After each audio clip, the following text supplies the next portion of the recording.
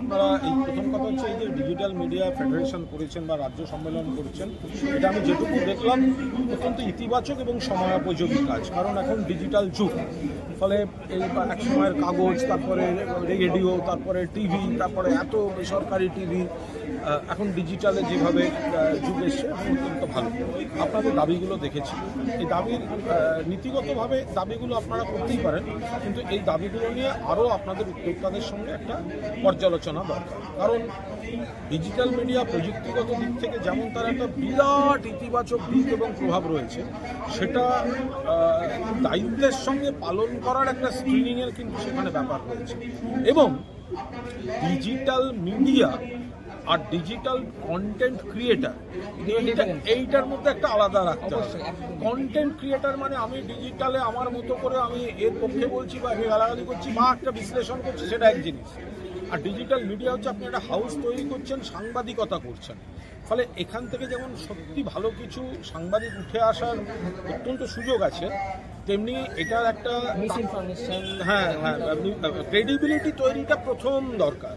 ফলে এই জায়গাটায় ডিজিটাল সাংবাদিকদের গ্রুম করা, ডিজিটাল সাংবাদিকদের সঠিকভাবে প্রতিষ্ঠিত করা, এটা যদি ফেডারেশন গুরুত্ব দিয়ে করে, সেক্ষেত্রে কিন্তু আপনাদের দাবিগুলো খানিকটা জোরালো হয়ে যাবে।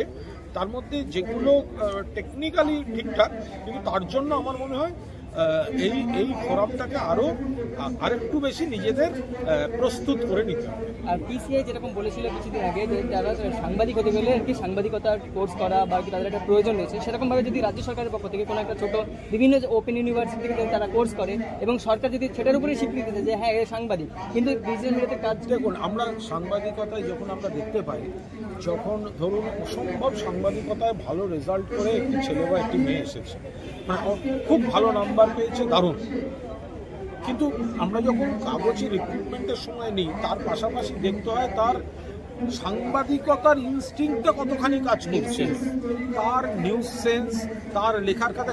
সে হয়তো জানে 1757 সালে ইংল্যান্ডে কে কাগজ বার করেছিলেন, সে বলে দেবে 100 পেয়ে গেল। কিন্তু যখন এখনকার কোনো খবর লিখতে হচ্ছে, তখন তার সময় লাগছে বা দেরি হচ্ছে, তাহলে তো হবে না। ফলে এই সাংবাদিক সত্তাটা কাদের রয়েছে, এটা কিন্তু সম্পূর্ণ একটা স্বতন্ত্র চ্যালেঞ্জিং ফিল্ড।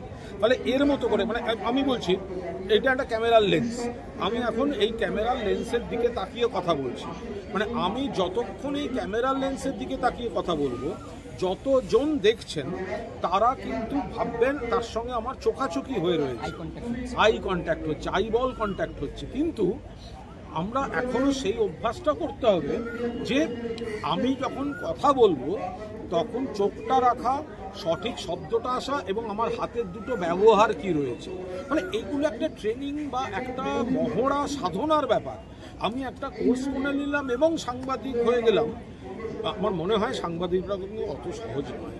দীর্ঘদিন একটা কি প্রসেস এবং একটা ট্রেনিং পিরিয়ডের মাধ্যমে, দীর্ঘদিন না হলেও একটা বিজ্ঞান ভিত্তিক ট্রেনিং চাই। সেই জায়গাটায় সেই ট্রেনিংটা যদি না হয়, এবং সেটা প্র্যাকটিক্যাল ট্রেনিংটা হওয়াটা বেশি জরুরি। কিন্তু সেটা ডিজিটাল হচ্ছে ভবিষ্যৎ, ডিজিটাল যুগ এসে গেছে। ফলে ডিজিটালি আরও ভালো সাংবাদিক, এটা কিন্তু সময়ের ডিম্যান্ড। আপনি যেটা বলছেন সংগঠনের পক্ষ থেকে, কিন্তু অলরেডি আমাদের এখানে বিভিন্ন যারা আছে তারা কি দীর্ঘ 5 থেকে 6 বছর, কেউ 7 বছর, কেউ 10 বছরের এক্সপিরিয়েন্স আছে।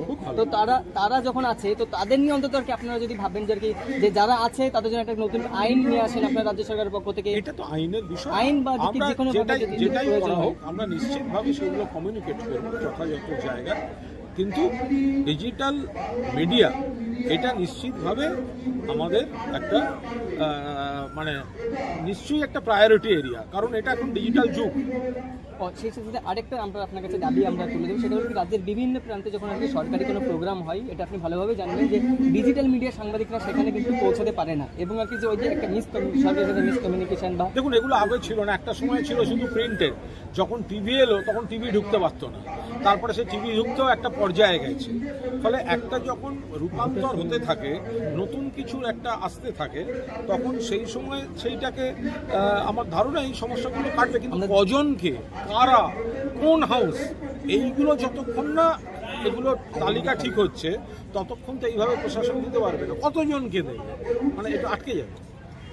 আনন্দ সংবাদ আনন্দ সংবাদ। মার্বেল পাথরের ও টাইলসের কাজ করার জন্য প্রচুর লোক প্রয়োজন। মিস্ত্রি 900 টাকা থেকে 1400 টাকা পর্যন্ত এবং লেবার 500 টাকা থেকে 650 টাকা পর্যন্ত এবং ওটি পেতে পারেন। যদি আপনার গ্রুপের লোকজন থাকে তাহলে আপনাকে পেটি কন্ট্রাক্টর হিসেবে কাজ দেওয়া হবে। কাজ দিল্লি, গুজরাট, হরিয়ানা, উত্তরপ্রদেশ। মোবাইল 9735800528।